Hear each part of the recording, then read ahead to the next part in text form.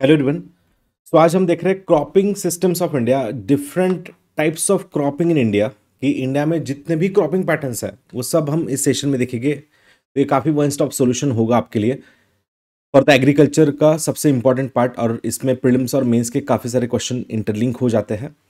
तो देखो, हम आज के सेशन को या इस क्रॉपिंग पैटर्न को 3 पार्ट में हम डिवाइड कर रहे हैं। तो पहला होगा कि एक ट्रेडिशनल क्रॉपिंग पैटर्न हम देखेंगे जिसमें सालों से जो क्रॉपिंग पैटर्न चलते आ रहा है वो कुछ एक अराउंड 12 के आसपास कुछ क्रॉपिंग पैटर्न है। उसके बाद हम देखेंगे इको फ्रेंडली, एनवायरमेंटल फ्रेंडली, जो आज के टाइम में हम देख रहे हैं काफ़ी इंपॉर्टेंट होने वाले हैं।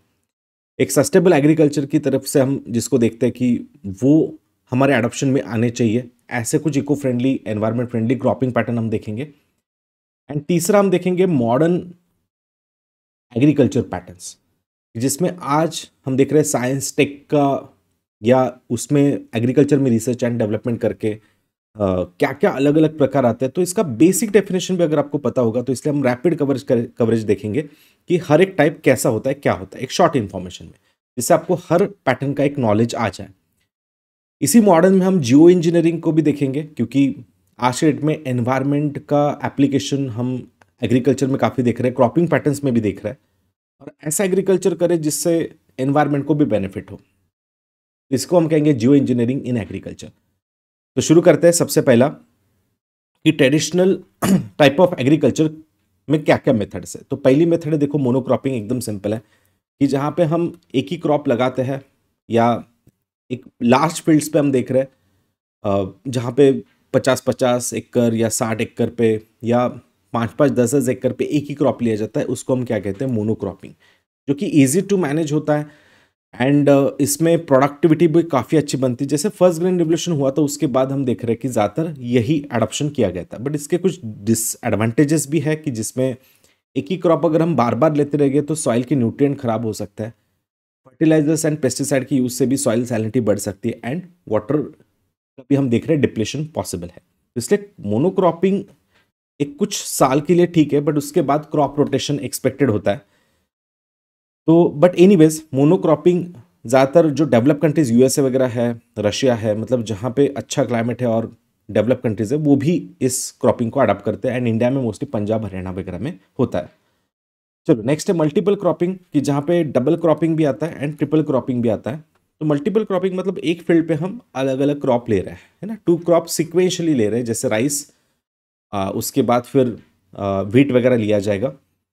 तो उसके बाद हम ये भी देख सकते हैं कि ट्रिपल क्रॉपिंग भी होता है, कि जिसमें मेज़ लिया, फिर मस्टर्ड लिया, फिर ग्रीन ग्राम लिया। तो इसको हम क्या कहते हैं, मल्टीपल क्रॉपिंग। या इसमें ही और एक पार्ट आएगा, आगे भी हम देखेंगे, उसको इंटर क्रॉपिंग कहेंगे, जिसमें एक टाइम में हम देख रहे हैं 2 से 3 क्रॉप ले रहे हैं। तो sequential cropping and inter cropping में फ़र्क क्या है कि सिक्वेंशियल मतलब एक के बाद एक के बाद एक कंटिन्यूशन में लेते हैं, एंड मल्टीपल क्रॉपिंग या इंटर क्रॉपिंग ये होता है ओवरलैपिंग। ओवरलैपिंग मतलब जो अभी चल रहा है उसी के साथ हम और 2-3 रो में अलग अलग क्रॉप ले रहे हैं। ठीक है, तो इंटरक्रॉपिंग मतलब ओवरलैपिंग होगा जहां पे एक साथ लिया जाएगा, एंड सिक्वेंशियल क्रॉपिंग मतलब क्या है कि एक के बाद एक लिया जाएगा। और इससे क्या होगा कि लैंड का जो यूज है, क्रॉप इंटेंसिटी काफी बढ़ेगी। एक फील्ड में हम मल्टीपल क्रॉप ले रहे हैं तो एक प्रोडक्टिविटी या मल्टीपल प्रोडक्टिविटी जो हम देख रहे हैं वो बढ़ सकती है। बस यहाँ पे काफी अच्छा मैनेजमेंट चाहिए होता है, और प्रॉपर मैनेजमेंट होगा तो ही फिर ये सक्सेसफुल हो पाएगा। और कहीं ना कहीं यहाँ पे न्यूट्रिशन जो है वो अफेक्ट होते हैं, न्यूट्रिएंट मैनेजमेंट भी यहाँ पे बहुत अच्छे से करना पड़ता है। जैसे मैंने अभी बताया इंटरक्रॉपिंग, इंटरक्रॉपिंग और सिक्वेंशियल क्रॉपिंग में क्या फ़र्क है। तो इंटरक्रॉपिंग में एक साथ हम 2-3 क्रॉप ले रहे हैं, और इंटरक्रॉपिंग में हम जिसमें सिक्वेंशियल क्रॉपिंग में एक के बाद एक ले रहे थे। तो इसलिए देखो, ये कौन सा वाला है, इंटरक्रॉपिंग, सिंपल इंटरक्रॉपिंग है, जिसमें रो इंटरक्रॉपिंग हमें दिख रहा है। एक रो में हम अलग अलग यहाँ पे जो प्रोडक्शन है वो लिए जा रहे हैं, क्रॉप्स लिए जा रहे हैं। एंड स्ट्रिप क्रॉपिंग मतलब क्या है कि अलग अलग स्ट्रिप में होगा, जैसे शुगर केन है, ओनियन है वगैरह लिया जाएगा। एंड उसके बाद होता है एक रिले, भी एक इंटरक्रॉपिंग का ही पार्ट है। रिले फार्मिंग मतलब क्या है कि जैसे एक रिले रेस होती है कि एक रेस कोई खत्म कर रहा है तो फिर उसके बाद एक दूसरा उसको कंटिन्यू करता है, मतलब एक क्रॉप पूरा मैच्योरिटी फेज में आएगा तब हम देख रहे हैं कि दूसरा क्रॉप भी थोड़ा बहुत ग्रो हुआ है, मतलब कोई ना कोई हमेशा यहाँ पे सॉइल पे रहेगा। So that is the best thing, because जिससे क्या होगा कि रेनफॉल से जो इरोजन हो सकता है, अगर कंप्लीट एरिया अगर बैरन रहेगा, कंप्लीट लैंड अगर ओपन रहेगी, तो उसमें इरोजन होने के बहुत ज़्यादा चांसेस है, सॉइल इरोजन के। तो इसीलिए रिले क्रॉपिंग एक बहुत अच्छी मेथड मानी जाती है कि जहाँ पे कहीं ना कहीं मतलब हमेशा कोई ना कोई क्रॉप यहाँ पे रहेगा, और ये भी एक ओवरलैपिंग में आएगा क्योंकि कोई ना कोई क्रॉप वहाँ पे हमेशा है। ओके, तो row intercropping, strip intercropping and delay intercropping. जैसे मैंने बताया सिक्वेंशियल में ही हम देख रहे हैं कि अब सिक्वेंशियल में क्या है, देखो अब इंटरक्रॉपिंग से ये थोड़ा डिफरेंट है। सिक्वेंशियल में क्या होगा, एक के बाद एक, जैसे कॉटन हुआ उसके बाद ग्राउंडनट लिया, या पर्ल हो गया, पर्ल मिलेट हो गया, उसके बाद हमने देखा पोटैटो लिया, फिर ग्राउंडनट ले लिया। मतलब यहाँ पे नॉन ओवरलैपिंग होगा। देखो this type of is a non overlapping cropping है, but intercropping, relay cropping is overlapping. Then यही हमने देखा सिक्वेंशियल क्रॉपिंग में एग्जैक्टली सेम है। तो मैं इसको नेक्स्ट करता हूं। देखो multi storeyed in multi layer multi level cropping, इसमें भी क्या है, ओवरलैपिंग ही है। इसमें क्या होता है, अलग अलग हाइट के प्लांट्स लिए जाते हैं, मतलब एक थोड़ा बड़ा ट्री होगा, फिर एक मॉडरेट ट्री होगा, और फिर उसके बाद एक जिसकी हाइट काफ़ी कम होगी, जैसे शुगर केन के साथ मस्टर्ड ले रहे हैं, फिर ओनियन, पोटैटो, ना ऐसे अलग अलग लेयर्स में लेता है। मतलब जिनकी हाइट वाइज है ना 2 से 3 क्रॉप लिए जाएंगे, सो किसी पे है ना उसका इम्पैक्ट, सनलाइट वगैरह का इम्पैक्ट ना हो। तो इसीलिए फिर इसको हम क्या कहते हैं, multi level, multi layer cropping कहता है। उसके बाद एक मिक्स क्रॉपिंग आता है जिसमें मिक्सचर ऑफ क्रॉप्स ले जाता है, फिर 2 3 है ना, जो भी डिफरेंट डिफरेंट क्रॉप्स है, जिनके पास थोड़ी जमीन कम है वो इस प्रकार की करते हैं मिक्स क्रॉपिंग, या जहाँ पे क्लाइमेट उतना सपोर्ट नहीं करता, जैसे यूरोप में भी लिया जाता है इस प्रकार का मिक्स क्रॉपिंग, जो लोकल डिमांड जो होते हैं वेजिटेबल्स, फ्रूट्स वगैरह के, वो फुलफिल करने के लिए फिर ऐसा मिक्स क्रॉपिंग वहाँ पे चलता है। ट्रक फार्मिंग भी वहाँ पे चलता है। ठीक है, तो हो सके तो आज ट्रक फार्मिंग जरूर देखना कि ट्रक फार्मिंग क्या है। ओके, बट मिक्स क्रॉपिंग मतलब हम देख रहे हैं कि यहाँ पे रिस्क का भी रिडक्शन होता है, टोटल क्रॉप फेलियर नहीं होगा, क्योंकि मल्टीपल क्रॉप लिए अगर कोई एक आधा फेल हो गया तो बाकी चल जाएंगे। रिसोर्स ऑप्टिमाइजेशन होता है, इफिशिएंट यूज होता है पानी का, एंड बायोडाइवर्सिटी भी एनकरेज होती है, क्योंकि मोनोक्रॉपिंग आप एक प्रकार से नहीं कर रहे हो। बट वही कि कुछ कंपटीशन ये रहता है कि फिर प्रोडक्टिविटी कम होती है, कोई एक सिंगल क्रॉप का हम बड़ा इल्ड नहीं देख पाते। बट ठीक है, मतलब मिक्स क्रॉपिंग जिनके पास ज़मीन कम है, जो रिस्क ज़्यादा नहीं ले सकता है, या जहाँ पे ज़्यादा क्लाइमेट सपोर्ट नहीं कर रहा है, जहाँ पे स्मॉल स्केल पे चीज़ें चल रही है, वहाँ पे मिक्स क्रॉपिंग चल सकता है। उसके बाद आता है क्रॉप रोटेशन। क्रॉप रोटेशन हम काफ़ी बार देख चुके हैं कि देखो ये बहुत अच्छा एक तरीका है, ऑर्गेनिक या हम कहें इको फ्रेंडली एक तरीका है, कि जहाँ पे हमने एक बहुत इंटेंसिव क्रॉप ली, जैसे मैंने व्हीट लिया या मस्टर्ड ले लिया, जहाँ पे न्यूट्रिशन काफ़ी लगते हैं, या राइस ले लिया, तो उसके बाद एक्सपेक्टेड है कि आप पल्सेस वगैरह ले लो, है ना, कि जिससे क्या होता है कि नाइट्रोजन फिक्सेशन होता है, लेग्यूम क्रॉप्स लेना चाहिए, और जिससे क्या होगा कि न्यूट्रिएंट साइकिल वहाँ पे मेंटेन रहता है नेचुरली। मतलब आप फर्टिलाइजर डाल के न्यूट्रिएंट्स नहीं डालोगे तो नेचुरली वो मेंटेन रहेगा, तो इसको हम क्या कहेंगे, क्रॉप रोटेशन। उसके बाद आता है फैलो क्रॉपिंग, मतलब ऐसा क्रॉपिंग की देखो जिसमें जानबूझ के जमीन को एक आधे सीजन के लिए फैलो किया जाता है, मतलब छोड़ दिया जाता है, वहाँ पे क्रॉपिंग नहीं किया जाता है, living the land uncultivated for a reason to recover the soil fertility. मतलब उस टाइम में फिर क्या हो कि जहाँ पे प्रीवियस वाले क्रॉप के अगर कुछ डिकम्पोज मटेरियल है वो वहाँ पे कंपोस्टिंग हो जाए और नेचुरल उसमें न्यूट्रिएंट एडअप हो जाए। ओवर द टाइम उसमें क्या होगा, मतलब न्यूट्रिएंट्स ऐड हो गए, तो हम क्या देख रहे हैं, कुछ टाइम के लिए इसको फैलो रखा जाएगा। बट वही कि इस टाइम में उनको इनकम नहीं मिलेगा, तो एक डिसएडवांटेज हो सकता है, बट इसको कहा जाता है फैलो क्रॉपिंग। फैलो मतलब एक हम क्या कह रहे हैं कि उस पर्टिकुलर टाइम के लिए उसको यस कल्टिवेशन नहीं करेंगे। फिर उसके बाद आता है एले क्रॉपिंग। एले क्रॉपिंग मतलब क्या है, growing crops in the space, मतलब प्रॉपर स्पेस है, देखो एक स्पेस में मैंने क्रॉप को ग्रो किया है, यहाँ पे एकदम डिस्टेंस में प्रॉपर, एंड इसके बाद यहाँ पे ट्रीज भी हम लगा रहे हैं, है ना, मतलब between rose of the trees और shrubs। फिर उसके बीच बीच में मतलब ऐसे एक रो वगैरह होने के बाद एक क्रॉप का लेयर है, फिर एक ट्री का रो है, फिर क्रॉप का लेयर है, फिर ट्री का रो है। इसमें फिर मेज and vegetables with leguminous trees भी हम इसको कॉम्बिनेशन में करते हैं, एंड इससे क्या होता है कि सॉइल की फर्टिलिटी भी बढ़ती है, और जो विंड इरोजन होता है, सबसे इंपॉर्टेंट है कि यहाँ पे अगर कहीं पे हवा बहुत चलती है तो वो उसको रोक पाएगा। मतलब एक प्रकार से ट्रांसवर्स फार्मिंग भी एक इसमें पैटर्न आता है, कि जहाँ पे हम इस प्रकार से कर रहे हैं कि ये बीच वाले क्रॉप को सॉइल इरोजन का धोखा ना पहुंचे, मतलब यहाँ पे विंड इरोजन ज़्यादा ना हो, तो इसलिए ये प्लांट्स भी लगाया जाता है। बट वही कि इसमें लार्ज लैंड होल्डिंग चाहिए होता है। उसके बाद इसी इरोजन को, विंड इरोजन को रोकने के लिए, जैसे हवा चल रही है उसके थोड़ा अपोज में हम कह रहे हैं कि इस प्रकार का स्ट्रिप बनाया जाता है, जिसको हम कहते हैं स्ट्रिप फार्मिंग या स्ट्रिप क्रॉपिंग, जिसमें कॉर्न एक बेल्ट में लगाया जा रहा है, या फिर ओट्स लगाया जा रहा है, फिर हे लगाया जा रहा है ना, मतलब ग्रास वगैरह होती है, तो वो यहाँ पे जनरेट किया जाएगा। तो इसको प्रॉपर प्लानिंग लगता है, प्रॉपर सोइंग वगैरह यहाँ पे करना पड़ेगा। इसके बाद एग्रो फॉरेस्ट्री आता है कि एग्रीकल्चर के साथ हम क्या करें, फॉरेस्ट को भी जनरेट करें। तो इको फ्रेंडली मेथड है डेफिनेटली। और इसमें क्या होता है कि हम ऐसे कुछ क्रॉप लेते हैं कि जहाँ पे मतलब ट्रीज को बढ़ने के लिए टाइम लगता है, बट वो कहीं ना कहीं शेल्टर प्रोवाइड करते हैं, कहीं ना कहीं इरोजन को भी रोकते हैं। और जिससे क्या है कि लॉन्ग टर्म इन्वेस्टमेंट भी हम कह सकते हैं, जैसे सागवान है, शीशम है, ऐसे कुछ ट्री लगाए, या जो फर्नीचर में यूज होता है ऐसे ट्रीज लगाए, और साथ ही साथ अपना एग्रीकल्चर भी चल रहा है।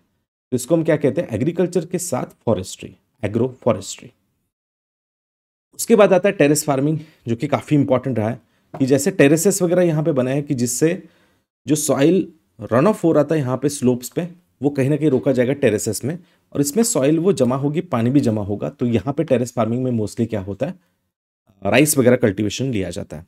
तो स्टेप लाइक फ्लैट सर्फेस, इसको हम कहते हैं टेरेस फार्मिंग। इसमें देखो land is levelled into the steps and terrace, जैसे वॉल जैसे बनाया जाता है, और इसमें वाटर मैनेजमेंट काफ़ी अच्छा होता है, फिर सॉइल कंजर्वेशन भी होता है, इफिशिएंट लैंड यूज होता है, एंड इसके बाद क्रॉप डाइवर्सिटी भी यहाँ पे हम बना सकते हैं। उसके बाद है ले फार्मिंग। देखो क्या होता है, तो it involves alternating between cultivated crops and maintaining the grass land also. मतलब बीच बीच में हम ग्रास भी लगा रहे हैं। ले मतलब क्या है, यहाँ पे ग्रास भी लगाया जा रहा है।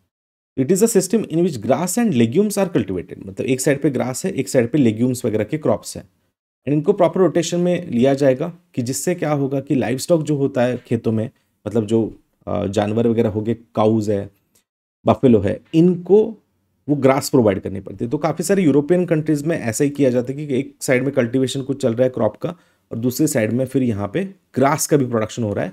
इसको कहते हैं ले फार्मिंग। मोस्टली ये डेयरी इंडस्ट्री वगैरह या एनिमल हस्बेंड्री जिनके आसपास से लाइव स्टॉक्स है, उसके लिए ये ले फार्मिंग किया जाता है। इससे क्या होता है, सॉइल फर्टिलिटी भी इंप्रूव हो सकती है। देख लो, soil fertility improvement, crop and grassland rotation, pest and disease control, live stock integration. Temperate region में देखो, जैसे मैंने बताया काफ़ी डेवलप कंट्रीज में, जैसे यूरोपियन कंट्रीज है, अमेरिका है, जहाँ पे स्टेपी टाइप का क्लाइमेट आता है, वहाँ पे इस प्रकार का ले फार्मिंग किया जाता है। मतलब क्योंकि वहाँ पे एनिमल जो रियरिंग है काफ़ी ज़्यादा है, वो डेयरी प्रोडक्शन में टॉप में है, काउस के नंबर भी बहुत अच्छे, प्रोडक्टिविटी भी बहुत अच्छी, तो वहाँ पे ये ले फार्मिंग किया जाता है। तो काफ़ी सारे डेवलप नेशन या डेवलपिंग नेशन भी इसमें से कुछ आता है। एनीवेज, रटून क्रॉपिंग क्या है, कि जो शुगर केन में आप सभी को पता होगा शायद यूज़ किया जाता है। शुगर केन हम देखो हर साल नहीं लगाता है ना। तो शुगर केन का क्या होता है कि जो उसका स्टबल होता है वो एक बार लगाया जाता है, फिर उसके बाद शुगर केन जैसे आ जाता है उसको यहाँ से काटा जाता है। उसके बाद उसका जो स्टबल है वो वैसे ही रखा जाता है। फिर नेक्स्ट जैसे ग्रास हम काटते हैं उसी प्रकार से, कि ग्रास को पूरा जड़ से नहीं काटते ना, ऊपर से काटते हैं, तो फिर से वो ग्रास ग्रो होती है, फिर से कट किया जाता है, जैसे लॉन में हम देखते हैं, पार्क में मेंटेन देखते हैं वैसे ही। तो लगभग 2 से 3 क्रॉप यहाँ पे लिए जाते हैं, 2 से 3 बार शुगर केन का प्रोडक्शन लिया जाता है, बट बाद में जैसे कम हो जाए तो फिर इसको पूरा निकाला जाता है, रूट से निकाला जाता है, फिर से लैंड प्रिपेयर करके फिर नेक्स्ट ईयर फिर शुगर केन या कोई अदर क्रॉप लिया जाएगा। तो इस प्रकार की जो स्टबल रखा जाता है, तो इसको हम कहते हैं रटून क्रॉपिंग। ठीक है, it is known as ratoon cropping. उसके बाद है रिले क्रॉपिंग, जो ऑलरेडी हमने देखा है, जो इंटर क्रॉपिंग का ही एक तरीका है, कि एक क्रॉप मैच्योर होने के बाद फिर दूसरा क्रॉप लिया जा रहा है। अब देखते हैं eco friendly and environmental sustainable cropping patterns. तो पहला है ऑर्गेनिक फार्मिंग, सबको पता होगा, कि जहाँ पे हम सेंद्रीय खेती कहते हैं, जहाँ पे वर्मी कंपोस्ट, मतलब हम केमिकल फर्टिलाइजर्स को यूज़ नहीं करेंगे। बट ये लार्ज स्केल पे भी चल सकता है, जहाँ पे हम बड़े एरियाज में हम क्या कर सकते हैं कि ऑर्गेनिक फार्मिंग को प्रमोट कर सकते हैं। ग्रीन मैन्योर है, बायो फर्टिलाइजर, बायो पेस्टिसाइड, इनका उपयोग करेंगे तो ये ऑब्वियसली एनवायरमेंट फ्रेंडली है, जहाँ पे हम जीएमओ वगैरह क्रॉप्स को अवॉइड करेंगे।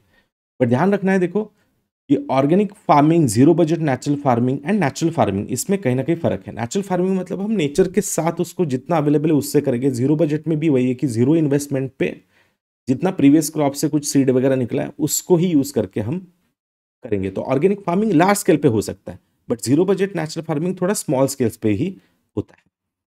और इसमें कैसा, ऑर्गेनिक फार्मिंग में हम परचेस कर सकते हैं बाहर से, ऑर्गेनिक कंपोस्ट हो या मैन्योर हो या फर्टिलाइजर पेस्टिसाइड हो, बट जीरो बजट में बाहर से यूजुअली परचेस नहीं किया जाता है।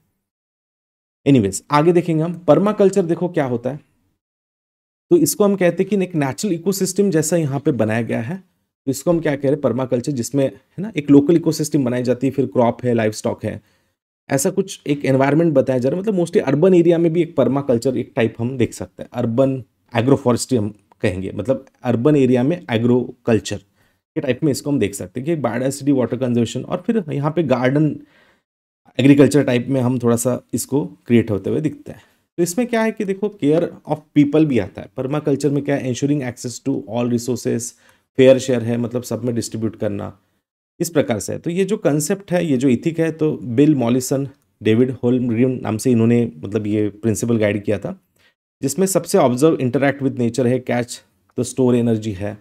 एंड उसके बाद देखो मतलब वो कहते हैं कि अलग अलग जोन क्रिएट करेंगे, कि जहाँ पे जोन 0 होगा, जहाँ पे मतलब है ना डिफरेंट हाउस वगैरह है, फिर यहाँ पे जैसे बाहर बाहर निकलोगे तो थोड़ा एग्रीकल्चर वगैरह ऐसा कुछ जोन दिखेगा, मतलब living zone, kitchen garden type में, मतलब जैसे अर्बन एरियाज में होता है, ये मोस्टली जापान वगैरह में आपको दिखेंगे। फिर पेरिनियल प्लांट्स है, स्मॉल ऑर्किड्स हैं, देन उसके बाद थोड़े बड़े बड़े पास्चर लैंड्स दिखेंगे, फिर उसके बाद अनटच वाइल्डनेस, मतलब जैसे बाहर निकलोगे you will gate wild areas. Okay, यहाँ पे दिखेगा वाइल्ड एरियाज। तो ऐसा यूएस में भी कुछ बहुत आइसोलेटेड प्लेसेस है, या फिर कनाडा में भी है ना। तो यहाँ पे ये दिखता है आपको पर्माकल्चर। तो ये देख लेना, पर्माकल्चर काफ़ी डिफरेंट कंसेप्ट है, और एक नेचर के साथ ये कंसेप्ट है, मतलब एक कम्युनिटी लेवल पे भी चल रहा है। तो ऐसे कुछ कम्युनिटीज़ काफ़ी फेमस है, जैसे जाइटूना फार्म है ऑस्ट्रेलिया का, पर्माकल्चर डेमोन्स्ट्रेशन फार्म एस्टेब्लिशर है ना, ये सब बाय सम लॉटन समथिंग। ओके, तो ऐसे कुछ एग्जांपल है। देन चिकुक्वा नाम से एक प्रोजेक्ट है जिम्बाब्वे में, पर्माकल्चर रिसर्च इंस्टीट्यूट एक आता है ना, जो वर्ल्ड वाइड मतलब इसमें ट्रेनिंग वगैरह प्रोग्राम दिए जाता है। तो ऐसा ही एक बहुत ही कम्युनिटी लेवल एक अवेयरनेस प्रोग्राम है, और इसमें इवन टूरिज्म वगैरह भी चलता है। एग्रो फॉरेस्ट्री हमने देखा, जिसको एक सिल्वो पास्चर दिख रहा है। एग्रो फॉरेस्ट्री पहले भी हमने देखा है।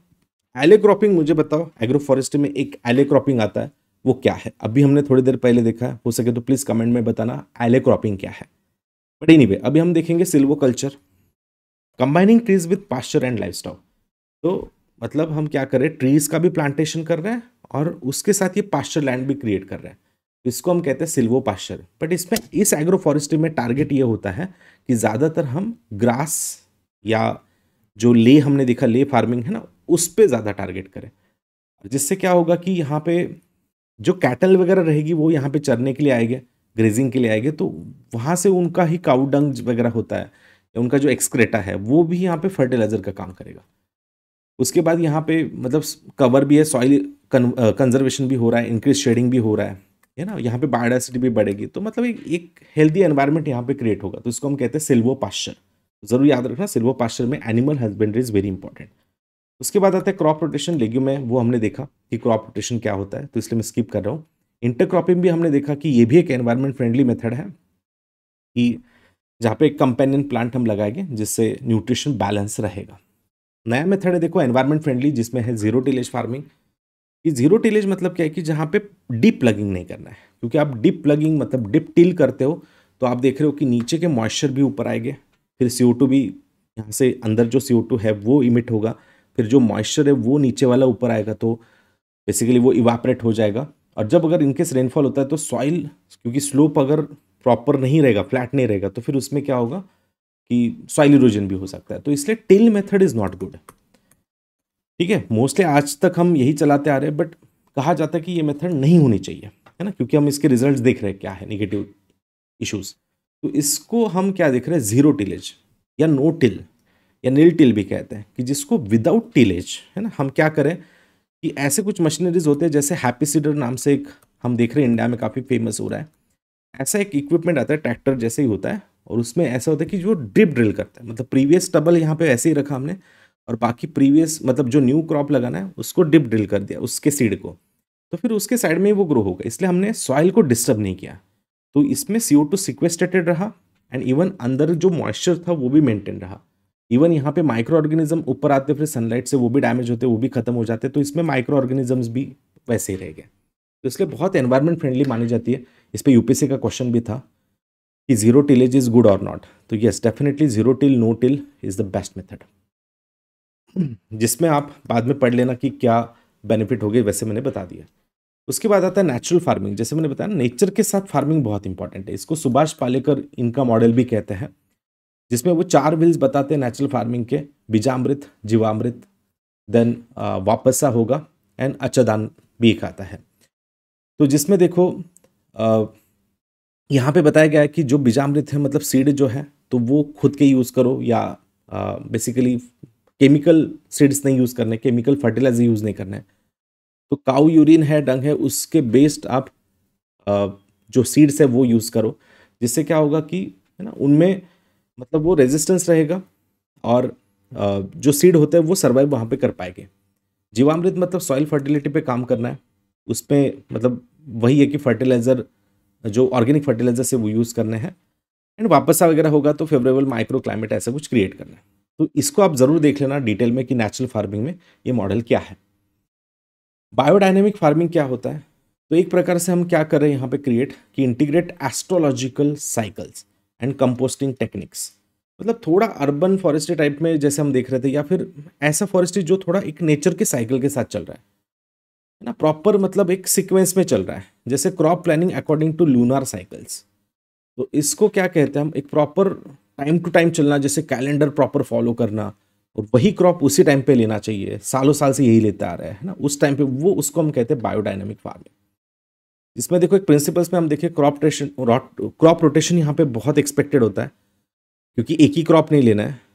तो ये थोड़ी पुरानी मेथड है, एनवायरमेंट फ्रेंडली है, कि क्रॉप रोटेशन वो लूनार के साथ प्रॉपर मतलब वो चेंज होते जाना चाहिए ना, that is better thing. And animal husbandry promote होती है composting to rejuvenate land, and उसके बाद using the force of nature, मतलब जितना नेचर है, जब बारिश आती तब उसको यूज़ करो है ना, या फिर कई विंटर में रेनफॉल होता है तो उसको यूज़ करो, जितना हो सके आप नेचर का यूज़ करो। इसको हम कहते हैं बायोडायनामिक फार्मिंग। बट उसके लिए आपको लूनार साइकिल या वो जो मतलब कॉस्मिक रिदम्स है ना, वो फॉलो करने होंगे, तब एनवायरमेंट का बेनिफिट इस एग्रीकल्चर में होगा। इसको कहते हैं biodynamic farming, and it is yes definitely eco friendly. अब इस दोनों में थोड़ा फर्क है, ऑर्गेनिक फार्मिंग और इसमें, कि farm as a self sustaining organism हम बना रहे बायोडायनामिक में, एंड यहाँ पे बस इतना एक पर्पस होता है कि सिंथेटिक जो फर्टिलाइजर्स है वो अवॉइड करने, बाकी तो जो चल रहा है वो चल रहा है। यहाँ पे हम लूनर एंड प्लानिटरी जो इन्फ्लुएंस है वो थोड़ा फॉलो कर रहे हैं, बट वहाँ पे वो फैक्टर नहीं है ऑर्गेनिक फार्मिंग में। वैसे दोनों भी इको फ्रेंडली है, बस माइन्यूट फर्क है वो यहाँ पे दिए है। नेक्स्ट है पॉलीकल्चर। तो पॉलीकल्चर मतलब क्या है कि जहाँ पे हम फिर से वो मिमिक कर रहे हैं नेचर को, है ना, और वहाँ पे मिलेट्स, पल्सेस है ना, ऑयल सीड्स, इसको ऑल टुगेदर ग्रो कर रहे हैं है ना, और सॉइल हेल्थ वगैरह प्रमोट किया जा रहा है। और ऐसे कुछ हम फ्लावर्स वगैरह प्रोडक्शन कर रहे हैं, जिससे फिर पॉलिनेशन भी बने, फिर इन क्रॉप्स को भी फायदा हो। तो ऐसा एक सिस्टम यहाँ पे बनाया जाता है, उसको कहते हैं पॉलीकल्चर। इंटीग्रेटेड फार्म सिस्टम आजकल ये बहुत एक्सेप्ट हो रहा है, क्योंकि एक जगह पे हम ऐसा इंटीग्रेटेड एक एकात्मिक ऐसा फार्मिंग सिस्टम बनाए कि जिसमें सभी चीज़ों को नजरिए में रखा है सस्टेनेबल डेवलपमेंट के लिए।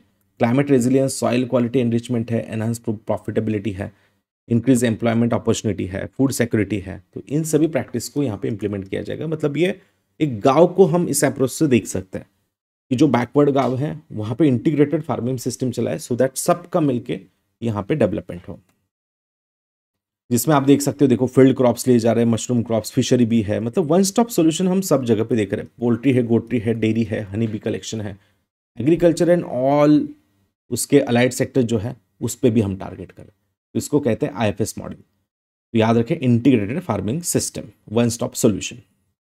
कवर क्रॉपिंग जैसे होता है, मल्चिंग वगैरह मेथड इसमें काफ़ी फेमस है।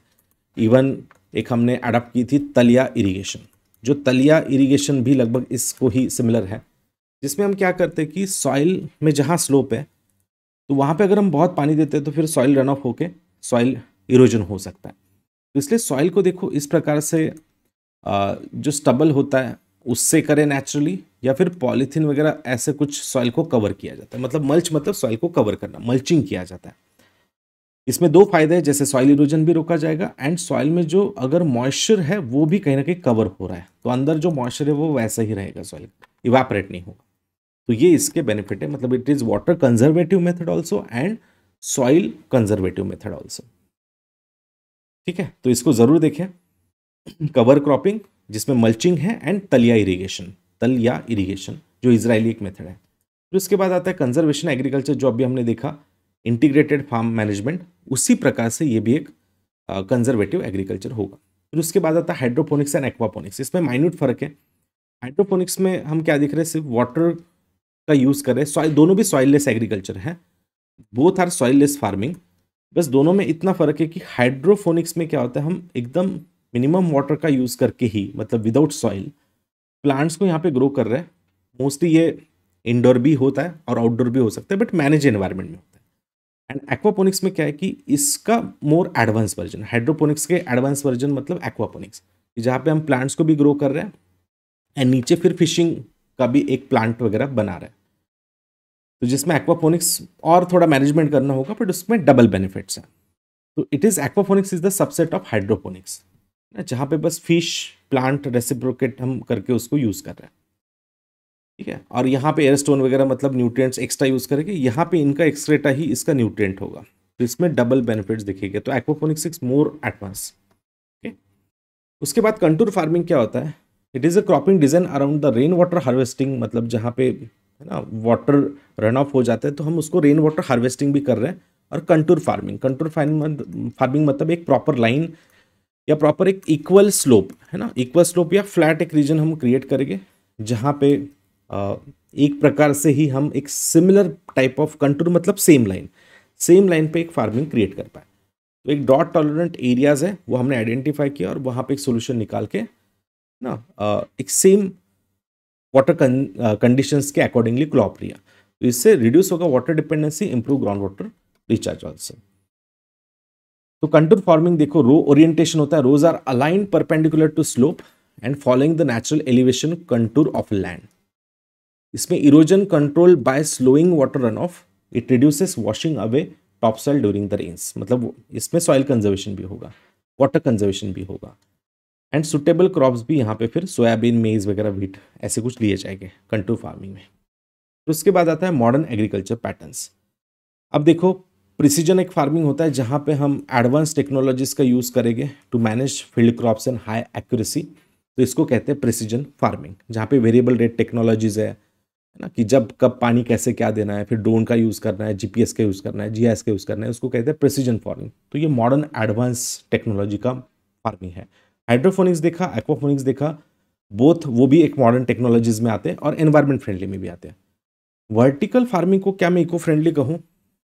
तो नो, क्योंकि ये इको फ्रेंडली होने के लिए बाहर अगर एनवायरमेंट में होगा तो हम इको फ्रेंडली कहेंगे, but it is a indoor farming. तो इंडोर फार्मिंग होगा तो फिर वो मतलब एनवायरमेंट फ्रेंडली ऐसा अगर कुछ कंसेप्ट आएगा ही नहीं वहाँ पे, बट हाँ ठीक है, एनीवे एनवायरमेंट के लिए कहीं ना कहीं इनडायरेक्ट तो फायदा हो गई, but not eco friendly kind of thing. But इसमें क्या होता है, वर्टिकल फार्मिंग मतलब एक वर्टिकल ट्रेज वगैरह क्रिएट किए जाते हैं, एलईडी लाइटिंग होता है, मतलब बाहर के सनलाइट का यूज़ नहीं होता है, तो एलईडी लाइटिंग वगैरह उसका यूवी रेस का यूज़ किया जाता है। हाइड्रोफोनिक्स, एरोफोनिक्स ना, क्लाइमेट कंट्रोल सिस्टम यहाँ पे इंस्टॉल होता है। तो जहाँ पे अगर सॉइल वगैरह बाहर कहीं अच्छी नहीं है तो वहाँ पे हम वर्टिकल फार्मिंग का यूज़ कर सकते हैं। जेनेटिक मॉडिफाइड क्रॉप सबको पता है कि जब पेस्ट रेजिस्टेंस बढ़ाना है, क्लाइमेट रेजिस्टेंस बढ़ाना है, तो इसका एक बहुत बड़ा फ्यूचर है। जैसे हम देखते हैं कि इंडिया में बीटी कॉटन लाया गया था, ये सबसे पहला जीएम क्रॉप है इंडिया का, जहाँ पे परमिशन देता है जेनेटिक इंजीनियरिंग अप्रेजल कमेटी, तब जेनेटिक मॉडिफाइड क्रॉप्स को इंडिया में डिस्ट्रीब्यूशन की परमिशन मिलती है। तो ये क्यों किया गया था? क्योंकि तब कॉटन जो उसको बॉलवर्म्स काफ़ी लग रहे थे, और वो ऐसी वैरायटी बनाएगी कि अगर वो कॉटन के कोई पत्ते अगर कोई बॉलवर्म खाता है तो उसका वहीं पे डेथ हो जाएगी, मतलब वो एक्सपांड नहीं होगा, जिससे काफ़ी नुकसान हुआ था अराउंड ईयर 99-2000 में। तो ऐसे हमें रेजिस्टेंस लाने पड़ेंगे कल चल के। हमें बहुत सारे जीएम रबर है, जैसे हमने उसको थोड़ा वार्म क्लाइमेट में कैसे सस्टेन कर सकता है, जीएम मस्टर्ड हम लेके आ रहे हैं, ठीक है। तो ऐसे अलग अलग जेनेटिकली मॉडिफाइड क्रॉप्स हम, है ना, बायोटेक में रिसर्च एंड डेवलपमेंट करके ला रहे हैं, सो दैट प्रोडक्टिविटी भी बढ़े, क्लाइमेट रेजिलियंस बढ़े, ड्रॉट टॉलरेंस बढ़े, एंड बेसिकली पेस्ट रेजिस्टेंस भी बढ़े। तो इन सब के लिए जीएम क्रॉप लिए जाते हैं। स्मार्ट ग्रीन हाउस गैस भी एक है, जिसमें ग्रीन हाउस गैस ऐसे कुछ बनाया जाता है जो थोड़ा साइंस एंड टेक से हम देख रहे हैं कि हम मतलब उसको टेक्निकली हम कनेक्टेड है। एग्रो इकोलॉजी एक आता है, देखो, sustainable farming system integrates ecological principles into agriculture, तो इसको कहते हैं एग्रो इकोलॉजी, ठीक है। रीजनरेटिव एग्रीकल्चर है, जहाँ पे हम जो वहाँ पे काऊ कैटल्स वगैरह होगा उससे ही हम मतलब एक प्रकार से, जैसे हम कहते हैं ना सर्कुलर इकोनॉमी, वैसे ही यहाँ पे रीजनरेट कर रहे हैं, मतलब रिस्टोर सॉइल हेल्थ, ऐसी फार्मिंग प्रैक्टिसेस करेंगे, एंड कार्बन इमिशन जितना कम हो सकता है उतना करेंगे। Cover cropping, no till farming, holistic grazing वगैरह हम यहाँ पे करेंगे, तो इसको कहेंगे रीजनरेटिव। प्रिंसिपल्स देखो main, understand the farm operation, minimize soil distribution, maximize crop diversity, keep the soil covered, maintain living root year around and integrate livestock. ठीक है, तो ये उसके कुछ 5 प्रिंसिपल आते हैं। देन कंट्रोल एनवायरमेंट एग्रीकल्चर, जो अभी हमने देखा, एक प्रकार से प्रॉपर साइंटिफिकली उसको चेक किया जा रहा है, न्यू वैरायटीज डेवलप की जा रही है। बहुत सारे सीड कंपनियां ऐसे कंट्रोल एनवायरमेंट एग्रीकल्चर बनाते हैं सो दैट वो अलग अलग सीड्स को अलग अलग क्लाइमेट में चेक कर पाए या उनकी प्रोडक्टिविटी क्या है वो चेक कर पाए। तो ये उनका बेनिफिट है कि इसमें R&D में फ़ायदा होगा। फिर उसके बाद अर्बन एग्रीकल्चर भी आता है, ये भी मॉडर्न तरीके है, क्योंकि आजकल मतलब जहाँ पे अगर अवेलेबल है लैंड एरिया अच्छा खासा अवेलेबल है, तो अपने अपने गार्डन में ही ना एक ऑर्गेनिक फार्मिंग हम कर रहे हैं, तो अर्बन एग्रीकल्चर इसको कहते हैं। तो इससे क्या होगा कि ना एक प्रोडक्टिविटी हमारी बढ़ेगी और सेल्फ सफिशिएंसी भी इसमें आ सकती है कि कई सारे अर्बन हाउस होल्ड में सेल्फ सफिशिएंसी आ सकती है एंड बेटर प्रोडक्ट उनको मिलेगा। एक ड्रोन बेस्ड फार्मिंग आता है कि जिसमें ड्रोन का है ना हम यूज़ करके यहाँ पे क्या करेंगे, तो फार्मिंग कर रहे हैं, मतलब ड्रोन्स का यूज़ कर रहे हैं फॉर पेस्टिसाइड्स या फॉर फर्टिलाइजर स्प्रेड अगर कर रहे हैं या पेस्टिसाइड स्प्रे कर रहे हैं। इवन इंडिया की हमने इसमें स्कीम भी देखी थी, ड्रोन दीदी नाम से, है ना। तो जिसमें हम क्या कर रहे हैं कि जो रूरल एरियाज़ में वुमेन्स हैं उनको हम एजुकेट कर रहे हैं, उनको हम प्रॉपर एक नॉलेज प्रोवाइड कर रहे हैं, उनको ट्रेनिंग दे रहे हैं सो दैट वो ड्रोन इस प्रकार से चला पाए। तो बेसिकली एक women empowerment in rural area हम देख रहे हैं। बायोटेक्नोलॉजी इन एग्रीकल्चर हम देख रहे हैं, अभी हमने जैसे देखा GM क्रॉप वगैरह है, तो उस प्रकार का एडवांस बायोटेक्नोलॉजी यूज़ करके फिर एग्रीकल्चर, ये पैटर्न हम आने वाले टाइम में देखेंगे। फिर डिजिटल एग्रीकल्चर, डिजिटल इंडिया हम देखते हैं कि जहाँ पे डिफरेंट सॉफ्टवेयर्स वगैरह से इंफॉर्मेशन मिलेगी कि इस बार कितना क्रॉपिंग हुआ है, लास्ट टाइम कितना हुआ था, हर एक डेटा मतलब मैनेज होगा। तो ये डेटा मैनेजमेंट बहुत इंपॉर्टेंट है, क्योंकि हर एक बिजनेस फील्ड में हम देखते हैं डेटा एनालिसिस होता है, डेटा एग्जैक्टली मतलब कितना परफॉर्मेंस रहा, क्या रहा, वो सब होता है। तो वैसे क्यों ना एग्रीकल्चर में भी हो, जिससे एफिशिएंसी बढ़े, एनहांस हो प्रोडक्टिविटी आने वाले कुछ समय में, एंड जिससे सस्टेनेबल वे भी हम कहेंगे, क्योंकि जहाँ पे हम देख रहे हैं कि ओवर द टाइम लॉस हो रहा है, तो वो प्रैक्टिसेस हम कम कर सकते हैं। इवन रोबोटिक्स का भी हम यूज़ कर सकते हैं, क्योंकि इंडिया में अभी तो नहीं, बट कुछ आने वाले समय में जब इसमें एंगेजमेंट एग्रीकल्चर में कम होगा, तब हमें रोबोटिक्स की ज़रूरत पड़ने वाली है। तो ऑटोनोमस ट्रैक्टर हो गए, हार्वेस्टर हो गए, या फ्रूट्स वेजिटेबल कलेक्ट करने के लिए, आज भी ये यूरोपियन कंट्रीज़ देखो आप, कुछ अरेबियन कंट्रीज़ हैं, वहाँ पे इस प्रकार से हम देख रहे हैं रोबोटिक्स यूज़ किए जाते हैं, जो फल निकालने के लिए वगैरह यूज़ होता है और उसको वहीं पे प्रोसेस किया जाता है। तो ये कहीं ना कहीं एक फ्यूचर है रोबोटिक्स का इन एग्रीकल्चर। उसके बाद आता है जियो इंजीनियरिंग। तो कार्बन सिक्वेस्ट्रेशन देखो कि जहाँ पे हमने देखा कि CO2 सिक्वेस्ट्रेटेड रहेगा, ऐसी प्रैक्टिसेस, जिसमें हमने कौन सी प्रैक्टिस बतानी है प्लीज़ कमेंट में बताओ। कार्बन सिक्वेस्ट्रेशन में मैंने कौन सी प्रैक्टिस बताई कि जहाँ पे CO2 इमिट नहीं होगा, क्योंकि हम यहाँ पे वो चीज़ नहीं कर रहे जिससे वो इमिट हो, ना। Please let me know in the comment box. Then reflective crop से एल्बेडो मॉडिफिकेशन, कि ऐसा कुछ हम कर रहे हैं जिससे सनलाइट का मोर रिफ्लेक्शन बने, तो ऐसे क्रॉप्स लगाए। Developing crops on land surface reflect more sunlight to cool the environment, तो ये हमारे लिए मदद करे। इवन बायोचर भी यहाँ पे लगाया जाएगा कि जिससे कार्बन सिक्वेस्ट्रेशन बना रहेगा। बायोचर डाला जाता है कि जिसमें थोड़ा सा है ना कोल लाइक मटेरियल होता है, जिससे क्या होता है कि CO2 अंदर सिक्वेस्ट्रेट रहता है। एंड ऐसा भी होता है एल्बेडो मतलब रिफ्लेक्शन रेट, अर्थ जितना रिफ्लेक्ट करेगी सनलाइट को उतना बेटर, उतना कूल रहेगा। तो इसलिए प्लांटिंग रिफ्लेक्टिव स्पीसीज आज सबके लिए असाइनमेंट है कि ऐसे कौन से प्लांट्स है कि जो रिफ्लेक्ट करते more sunlight using lighter coloured mulches and cover crops. या ऐसे नहीं कि सिर्फ क्रॉप, बट कुछ मल्चेस हम यूज़ कर सकते हैं क्या, या ऐसे कुछ क्रॉप को कवर कर सकते हैं कि जिससे ज़्यादा रिफ्लेक्शन बना रहे। ठीक है, तो इसमें हम इसको कहते हैं reflective crops and albedo modification by this. फिर उसके बाद cloud seeding and rain enhancement किया जाता है, क्योंकि क्रॉपिंग पैटर्न में कभी कभी वो एक पहाड़ बन जाता है कि जहाँ पे रेन वाटर हार्वेस्टिंग होगा तो ही फिर वहाँ पे क्रॉप टिक पाएगा, जिसमें क्या सॉरी रेन मतलब रेन क्लाउड सीडिंग होगा तो ही वहाँ पे टिक पाएगा। तो क्लाउड सीडिंग जो मेथड है उसमें हम देखते हैं कि मतलब जहाँ पे क्लाउड्स और मतलब क्लाउड्स काफ़ी अच्छे हैं, वाटर ठीक ठाक है, बट कंडेंसेशन नहीं हो पा रहा है, तो वो कंडेंसेशन एक्टिवेट करने के लिए सिल्वर आयोडाइड स्प्रेस किया जाता है सो दैट वहाँ पे कंडेंसेशन एक्टिव हो और फिर रेनफॉल भी यहाँ पे हो जाए। ओके, बाद में सोलर जियो इंजीनियरिंग है, जिससे हम बाहर ही मतलब अगर जब हीट वेव्स बढ़ने लगेगी तो क्रॉप फेलियर बढ़ेंगे, तो इसलिए हमें प्रैक्टिसेस में कहीं ना कहीं सोलर जियो इंजीनियरिंग लाना पड़ेगा। इसका एक वीडियो मैंने कंप्लीट बनाया था वीडियो सेक्शन में, या फिर आप सिंपल सबको टाइप करना है सर्च मतलब यूट्यूब सर्च में geo engineering method by Sumit Konde, you will get the complete video of this geo engineering methods. ठीक है, इसको ज़रूर देख लेना। बाकी एनहांस वेदर मॉनिटरिंग एक आता है, कि जहाँ पे हम पूरे वेदर को यहाँ पे मॉनिटर कर रहे हैं एक एनहांस टेक्नोलॉजी से। फिर ओशन बेस्ड जियो इंजीनियरिंग आता है जहाँ पे हम सीवीड को मतलब जनरेट कर रहे हैं, या फिर ऐसे कुछ की जो हमारे एग्रीकल्चर में न्यूट्रिएंट्स बढ़ाए। ओशन बेस्ड जियो इंजीनियरिंग भी एक मेथड है जिसमें हम देख रहे हैं कि CO2 भी सिंक होता है इन ओशन। तो ऐसा कुछ हम मरीन बायोमास जनरेट करें जहाँ पे मोर CO2 क्या है जनरेट हो, modifying oceanic processes that impact the global weather and carbon level. तो आयन फर्टिलाइजेशन एक है, वो सेम आपको वहाँ पे मिल जाएगा उसी वीडियो में जहाँ पे मैंने पूरा जियो इंजीनियरिंग के मेथड्स बताए हैं। तो प्लीज़ वहाँ से चेक कर लेना एक बार कि क्या क्या वो मेथड्स हैं। बाकी इस सब के नोट्स वगैरह आपको Telegram channel Sumit sir notes पे मिल जाएंगे। और सबसे इम्पॉर्टेंट है कि UCSC का एग्ज़ाम होने जा रहा है नेक्स्ट संडे को, मतलब 24 नवंबर को सुबह 11 बजे एंड 5 बजे। तो सभी ज़रूर एनरोल करो, डिस्क्रिप्शन में उसकी लिंक दी है। बहुत एक्साइटेड रिवार्ड्स है एंड प्लस स्कॉलरशिप भी यहाँ पे आपको मिलेगा। You can use the code, invite code Sumit K Live. And for subscription also you can use this code, this Sumit K Live. Okay, तो बैच कुछ 12 नवंबर से भी कुछ बैचेस आरंभ बैच वगैरह स्टार्ट हुआ है, ज़रूर इसको ज्वाइन करो। काफ़ी सारा डिटेल कवरेज होगा, एनवायरनमेंट इवन ज्योग्राफी का मेरे एंड से। इसके अलावा देखो अभी तक हमने क्या क्या फिर देखा, ट्रेडिशनल क्रॉपिंग पैटर्न देखे। एक बार सभी ऐसे लिस्ट बना के रखो, बस सबका बेसिक नॉलेज होना चाहिए कि एले क्रॉपिंग क्या है, उसके बाद मतलब रिले क्रॉपिंग क्या है, रटून क्या है ना, सबका एक बेसिक नॉलेज होना ज़रूरी है। फिर उसके बाद इको फ्रेंडली क्या है, पर्माकल्चर क्या है ना, फिर ये कौन से मेथड्स हैं उसमें।